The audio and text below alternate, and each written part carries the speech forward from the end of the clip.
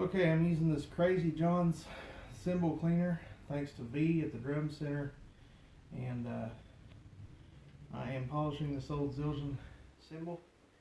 Looks like our kitten's gonna help me a little bit here. And using some steel wool, kind of as an experiment, but I'm noticing that it brings a lot of these oxidization marks down to a minimum. And that is pretty neat to me, because a lot of people kind of give up on these things. But yeah, the way this stuff works is you basically run over the cymbal until it turns black. You're supposed to let it dry, but this is the second time around, and the owner of the cymbal is about to come pick this up. So I'm going to go over it now and take all this black stuff off. Fabric I'm using is just some cotton leggings. Now just buff it lightly, especially over the labels, because it will surely take the labels off. And the more elbow grease you put into these things, the better they look, for sure.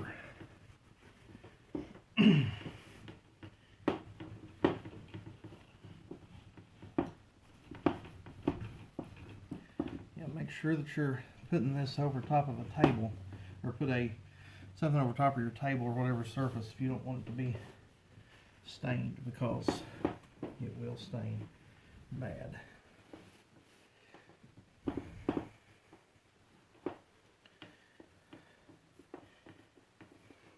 You approve, Sunshine? Damn, what are you doing, man? Been real careful not to play drums around this kitten. Hopefully she'll love them for life. I take her out of my studio before I play. And she has a fascination with them for some reason. She comes around a lot when I'm in there and looks around. So yeah, this is a brilliant cymbal cleaner, and I'm going to try Crazy John's brilliant cymbal cleaner. So you don't want to use it on I mean, I haven't used it, but I would stay away from using it on rude cymbals, K cymbals. Probably wouldn't work as well on stuff like that. I'm not an expert on all that stuff, but I wouldn't do it without advice, because some of these finishes are very fragile. Yeah, that oxidization thing really coming off there. It's crazy.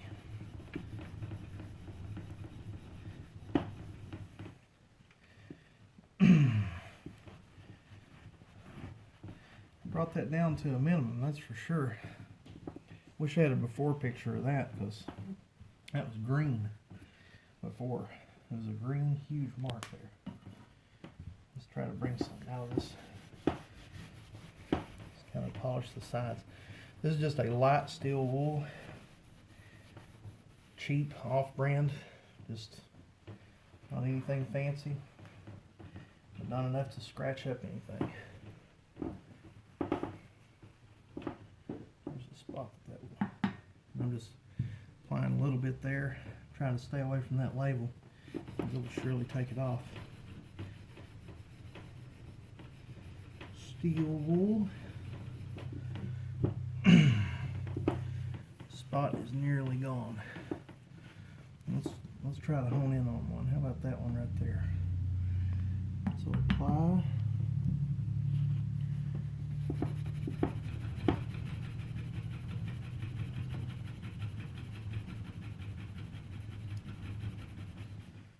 There's a little bit thicker spot. I didn't think it would come right up, but it does bring it down to a minimum.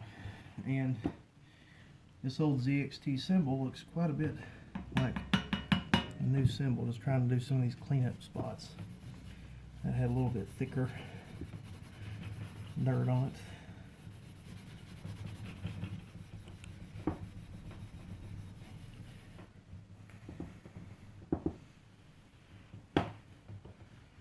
Nice. This edge spot looks like right there. I wonder if that will come up. So again, just apply a little bit of this. And it says you're supposed to let this stuff turn black, then dry, then polish. But I've had a reasonable amount of success doing this little steel wool trick. If you're just in a hurry. Yeah. See? Looks a little bit better. Cool. Now, sunshine. All right. So, like this on one side. One more little spot here. Probably run it through the light. Yeah. That on one side, and then, of course, on the flip side. That's without cleaning. That is with cleaning. This was a dark brown before I started this afternoon, so looks a lot better. Alright, so Crazy John's Brilliant Cymbal Cleaner. I approve of it. Usually use groove juice, but this stuff works really well for your really heavy dirt on cymbals. So pick some up. Drum Center has them in Lexington for $8.95. Worth every bit of it. Alright, Sunshine, say bye. Say bye. She's helping. Thank you.